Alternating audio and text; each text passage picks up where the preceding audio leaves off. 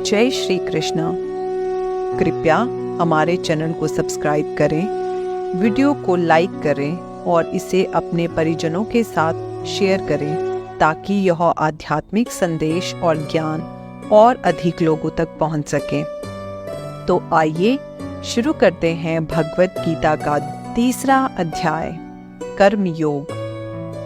दूसरे अध्याय में भगवान श्री कृष्ण ने श्लोक 11 से श्लोक 30 तक आत्म तत्व समझाकर सांख्य योग का प्रतिपादन किया। श्लोक 30 से श्लोक 53 तक समस्त बुद्धि रूप कर्म योग के द्वारा परमेश्वर को पाए हुए स्थित प्रज्ञ सिद्ध पुरुष के लक्षण, आचरण और महत्व का प्रतिपादन किया। भगवान ने 47 तथा 48वें श्लोक में कर्मयोग का स्वरूप बताकर अर्जुन को कर्म करने को कहा। 49वें श्लोक में समतत्व बुद्धि रूप कर्मयोग की अपेक्षा सकाम कर्म का स्थान बहुत नीचे बताया। 50वें श्लोक में समतत्व बुद्धि युक्त पुरुष की प्रशंसा करके अर्जुन को कर्मयोग से जुड़ जाने के लिए कहा और 51वें श्लोक में बताया कि समतत्व बुद्धि युक्त ज्ञानी पुरुष को परम पद की प्राप्ति होती है। यह प्रसंग सुनकर अर्जुन ठीक से तय नहीं कर पाया, इसलिए भगवान से उसका और स्पष्टीकरण करने तथा अपना निश्चित कल्याण जानने की इच्छा से अर्जुन पूछता है। अर्जुन बोले, हे जनार्दन, यदि आपको कर्म की अपेक्षा ज्ञान श्रेष्ठ मान्य है तो फिर हे केशव, मुझे भयंकर कर्म में क्यों लगाते हैं? आप वचनों से मेरी बुद्धि को मानो मोहित कर रहे हैं, इसलिए उस एक बात को निश्चित करके कहिए जिससे मैं कल्याण को प्राप्त हो जाऊं। श्री भगवान बोले, हे निष्पाप, इस लोक में 2 प्रकार की निष्ठा मेरे द्वारा पहले कही गई है। उनमें से सांख्य योगियों की निष्ठा तो ज्ञान योग और योगियों की निष्ठा कर्म योग से होती है। मनुष्य ना तो कर्मों का आरंभ किए बिना निष्कर्मता को यानी योग निष्ठा को प्राप्त होता है और ना कर्मों के केवल त्याग मात्र से सिद्धि यानी सांख्य निष्ठा को प्राप्त होता है।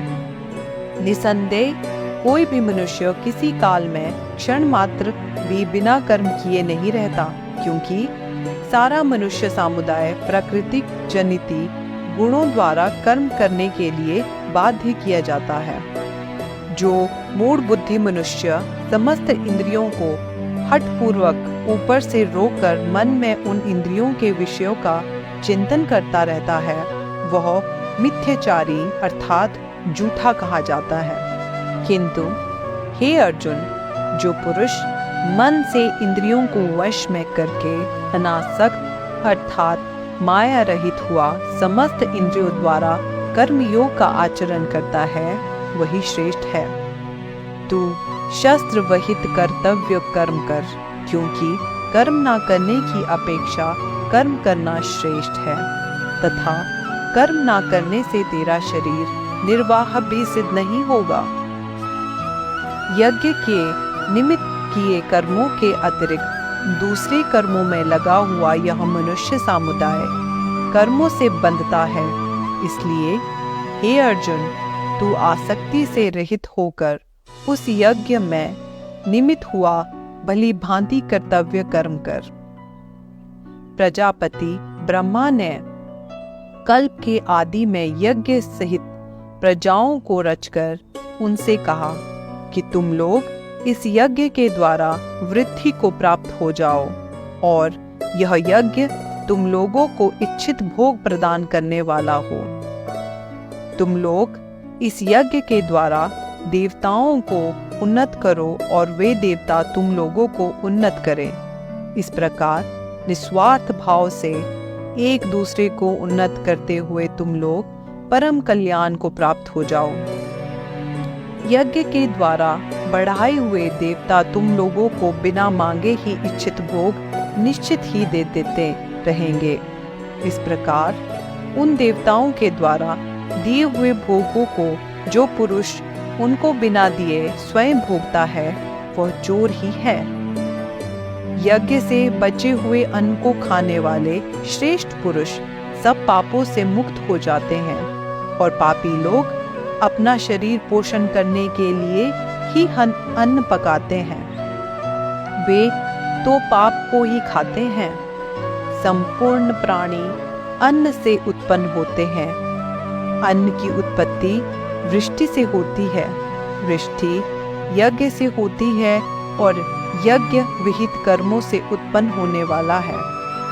कर्म समुदाय तो तू वेद से उत्पन्न और वेद को अविनाशी परमात्मा से उत्पन्न हुआ जान।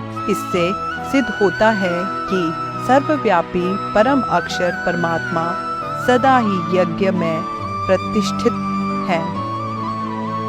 हे पार्थ, जो पुरुष इस लोक में इस प्रकार परंपरा से प्रचलित सृष्टि चक्र के अनुकूल नहीं बरतता, अर्थात अपने कर्तव्यों का पालन नहीं करता, वह इंद्रियों के द्वारा भोगों में स्मरण करने वाला पाप पुरुष व्यर्थ ही जीता है। परंतु जो मनुष्य आत्मा में ही रमण करने वाला और आत्मा में ही तृप्त तथा आत्मा में ही संतुष्ट है, उसके लिए कोई कर्तव्य नहीं है। उस महापुरुष का इस विश्व में ना तो कर्म करने से कोई प्रयोजन रहता है और ना कर्मों के ना करने से ही कोई प्रयोजन रहता है, तथा संपूर्ण प्राणियों में भी इसका किंचित मात्र भी स्वार्थ का संबंध नहीं रहता। इसलिए तू निरंतर आसक्ति से रहित होकर सदा कर्तव्य कर्म को भली भांति करता रहे, क्योंकि आसक्ति से रहित होकर कर्म करता हुआ मनुष्य परमात्मा को प्राप्त हो जाता है। जन कादि ज्ञानी जन भी आसक्ति रहित कर्म द्वारा ही परम सिद्धि को प्राप्त हुए थे। इसलिए तथा लोक संग्रह को देखते हुए भी तू कर्म करने को ही योग है, अर्थात तुझे कर्म करना ही उचित है। श्रेष्ठ पुरुष जो जो आचरण करता है, अन्य पुरुष भी वैसा ही आचरण करते हैं। वह जो कुछ प्रमाण कर देता है, समस्त मनुष्य समुदाय उसके अनुसार बरतते लग जाते हैं। हे अर्जुन, मुझे इन तीनों लोक में ना तो कुछ कर्तव्य है, ना ही कोई भी प्राप्त करने योग्य वस्तु अप्राप्त है, तो भी मैं कर्म के मैं ही बरतता हूँ। क्योंकि हे पार्थ, यदि कदाचित मैं सावधान होकर कर्मों में ना बरतूं तो बड़ी हानि हो जाए, क्योंकि मनुष्य सब प्रकार से मेरे ही मार्ग का अनुसरण करते हैं। इसलिए यदि मैं कर्म ना करूं तो ये सब मनुष्य नष्ट भ्रष्ट हो जाएं, और मैं इस समस्त प्रजा को नष्ट करने वाला किस लिए बनूं? हे भरत, कर्म में आसक्त हुए ज्ञानी जन जिस प्रकार कर्म करते हैं, आसक्ति रहित विद्वान भी लोक संग्रहण करना चाहा हुआ उसी प्रकार कर्म करें। परमात्मा के स्वरूप में अटल स्थित हुए ज्ञानी पुरुष को चाहिए कि वह शस्त्र विहित कर्मों में आसक्ति वाले अज्ञानियों की बुद्धि में भ्रम अर्थात कर्मों में श्रद्धा उत्पन्न ना करे, किंतु स्वयं शास्त्र विहित समस्त कर्म भली भांति करता हुआ उनसे भी वैसे ही करवाएं। वास्तव में संपूर्ण कर्म सब प्रकार से प्रकृति के गुणों द्वारा किए जाते हैं, तो भी जिसका अंतकरण अहंकार से मोहित हो रहा ऐसा अज्ञानी मैं करता हूँ ऐसा मानता है। परंतु हे महानुभाव, गुण विभाग और कर्म विभाग के तत्वों को जानने वाला ज्ञान योगी संपूर्ण गुण ही गुणों में बरत रहे हैं, ऐसा समझकर प्रकृति के गुणों से अत्यंत मोहित हुए मनुष्य गुणों में और कर्मों में आसक्त रहते हैं। उन पूर्णता न समझने वाले मंदबुद्धि अज्ञानियों को पूर्णता जानने वाला ज्ञानी विचलित ना हो। मुझ अंतर्यामी परमात्मा में लगे हुए चित्त द्वारा संपूर्ण कर्मों को मुझ में अर्पण करके शस्त्र रहित, ममता रहित और संताप रहित होकर युद्ध कर। जो कोई मनुष्य दोष दृष्टि से रहित और श्रद्धा युक्त होकर मेरे इस मत का सदा अनुसरण करते हैं, वे भी संपूर्ण कर्मों से छूट जाते हैं। परंतु जो मनुष्य मुझ में दोषारोपण करते हुए मेरे इस मत के अनुसार नहीं चलते हैं, उन मूर्खों को तो संपूर्ण ज्ञानों में मोहित और नष्ट हुआ ही समझ। सभी प्राणी प्रकृति को प्राप्त होते हैं, अर्थात अपने स्वभाव के परवंश हुए कर्म करते हैं। ज्ञानवान भी अपनी प्रकृति के अनुसार चेष्टा करते हैं, फिर इसमें किसी का क्या हट रहेगा।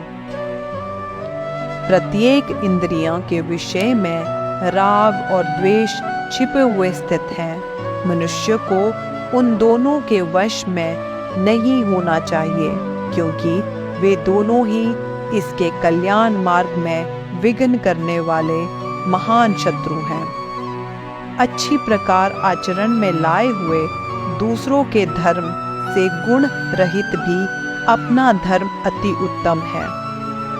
अपने धर्म में तो मरना भी कल्याणकारक है और दूसरों का धर्म भय को देने वाला है। अर्जुन बोले, हे कृष्ण, तो फिर यह मनुष्य स्वयं ना चाहता हुआ भी किससे प्रेरित होकर पाप का आचरण करता है? श्री कृष्ण भगवान बोले, रजोगुण से उत्पन्न हुआ यह काम ही क्रोध है। यह बहुत खाने वाला अर्थात भोगों से कभी ना घाने वाला और बड़ा पापी है। इसको ही तू इस विषय में वैरी जान। जिस प्रकार धुएं से अग्नि और मैल से दर्पण ढका जाता है तथा जिस प्रकार जेर से गर्भ ढका रहता है, वैसे ही इस काम के द्वारा यह ज्ञान ढका रहता है। हे अर्जुन, इस अग्नि के समान कभी ना पूर्ण होने वाले कामरूप ज्ञानियों के नित्य वैरी के द्वारा मनुष्य का ज्ञान ढका हुआ है। इंद्रियां, मन और बुद्धि ये सब वासस्थान कहे जाते हैं। यह काम इन मन, बुद्धि और इंद्रियों के द्वारा ही ज्ञान को आच्छादित करके जीवात्मा को मोहित करता है।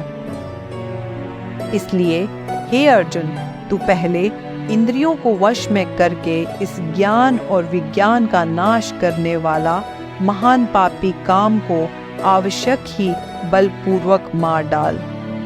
इंद्रियों को स्थूल शरीर से पार यानी श्रेष्ठ, बलवान और सूक्ष्म कहते हैं।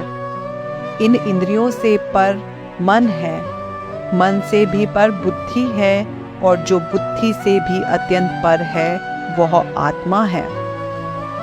इस प्रकार बुद्धि से पर अर्थात सूक्ष्म, बलवान और अत्यंत श्रेष्ठ आत्मा को जानकर और बुद्धि के द्वारा मन को वश में करके, हे महाभाव, तू इस कामरूप शत्रु को मार डाल। इस प्रकार उपनिषद, ब्रह्म विद्या तथा योग शास्त्र रूप श्रीमद् भगवत गीता के श्री कृष्ण अर्जुन संवाद के कर्मयोग नामक द्वितीय अध्याय संपूर्ण हुआ।